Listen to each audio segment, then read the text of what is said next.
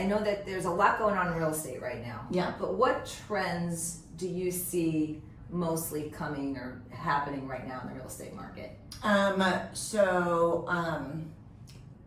We had an interesting few months here recently with the presidential election that always kind of throws a kink in things. Of course, people have gotten used to that low interest rate. So a lot of people were waiting, hoping for that again. Of course, we've seen a lot of change in the Airbnb market. We've seen a lot of change in the condo market. And of course, a lot of times when people talk real estate, they're listening to the news, which is the national news. Right. So I always encourage people to listen, but use that wisely. Are you listening to national news or are you listening to local news? Because national news is going to be completely different Right. than what we have in Florida. Definitely. Florida's a completely different animal. Yeah. And so the trends that I see changing are some of those.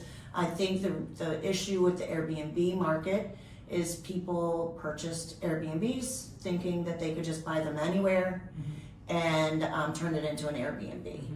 And that's not really the case. In my experience, you need to have some type of reason for them to rent in that area. Yeah. Either at the beach or maybe like Daytona with Bike Week and that kind of thing. Maybe near an airport. But if you just get in a regular community, then what's the odds of them just randomly coming because their cousin lives Right. in the city? Yeah. Right. So Right. I think the reason we saw change in that market is because people just didn't get good advice. They didn't do good research. I don't think it's because the Airbnb market is tanking. I just think that there were wise investments. Yeah. So we've definitely seen some change there as far as the condo market. I think that a lot of people are concerned about the condo market, especially in Florida, because we have so many new things. And there's a lot of agents that don't understand it. Yeah. So there's a lot of agents that won't touch condos. Yes. So by that happening, the condo market in itself is changing just because agents aren't educated. Right. People aren't educated. Is there concern about buying a condo? Absolutely. You have to make sure that they have a good budget, their insurance is correct, they've done all their inspections, and there's just a lot of paperwork to do it. But I do think that the condo market is going to start coming back a little bit. I agree. Once everyone starts understanding it. Yeah. Yeah. Jim Heelan, he's the condo director for Supreme Lending. He's the chief underwriter in Dallas, nationwide. And he said something in an interview that I did with him that he said, Florida's getting it right. We think, we're in the muck of the changes, but at the end of the day, in the Florida condo market, now we have a reserve study, which is required. So we know what's going on with a building versus, if a board just elects to not have reserves, you just can't do that. A building has to be maintained for safety. So I think as though we're going through this change, the condo market is being set up for a major success run. Because we have a great population growth and the assessments will be known up front. Most of everything will be predictable, more predictable than it has been in the past. Right. And I think a lot of condo associations, without knowing, raise their insurance deductibles just because of the prices of our insurance down here. Raise the insurance deductible, not knowing that by doing that, then it would make the complex no longer financeable. And so I think now that they have learned that, they may revert back to not having quite a bit, quite so high deductible and getting back into allowing them to be financeable. Yeah. And I also think that people are starting to get used to the interest rates. They're starting to understand that these are normal interest rates. They're not going away. And I also see investors coming back into the market. Me too. Yes, I agree with you. Yeah, I think right now is a great time to buy. And I think where people are falling short is because they're not getting it. There's just too much other noise in the news and in the world and in the market and from friends that don't understand. But now's a great time to buy. Yeah. And Supreme has the where they can refinance. Yes, yeah. So The two-step. Yep, and Yes. you say buy the house, rent the rate. That's right. And people, I think people just aren't listening, but they're starting to. Yes. We see investors coming back because in the past, and here's the other thing, we talk about this a lot. So let's say the rate drops again, hypothetically, let's say it drops again to 4%. Yeah. The market is going to go crazy again like it did a couple of years ago. And so, yeah, you're getting a better rate.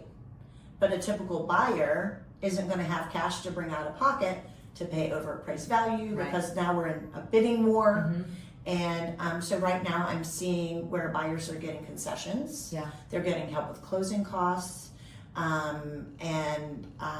There's just more opportunity for people to buy that don't have a whole bunch of money in the bank to throw at a house. Yep.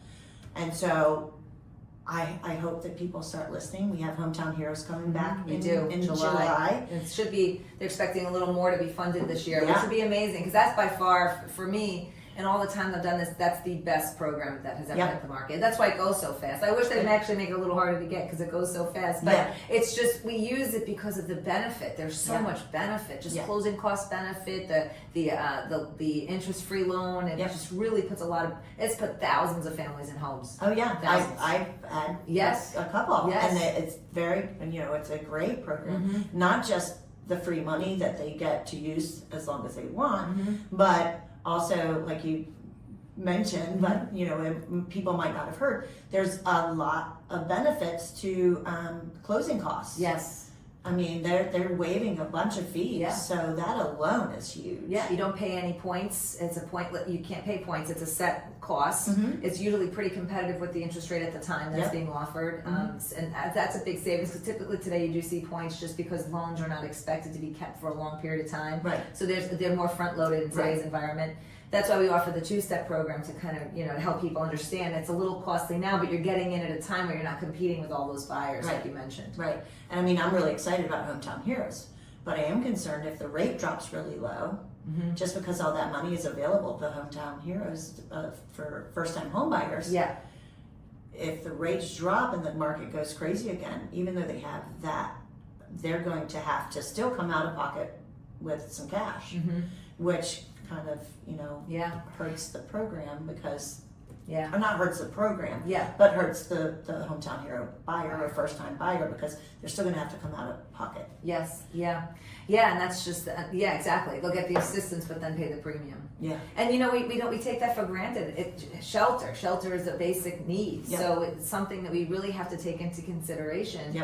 Of where people will go, and that's expected for every 1% that we drop in interest, 1 million buyers come. Oh wow! So if we were to go into the 5s, that would be 2 million more buyers in the market. Right. So and that would put us right back in the bidding war that we had a exactly. couple of years ago, which is going to be hard for someone, a first-time home buyer. Yeah, exactly.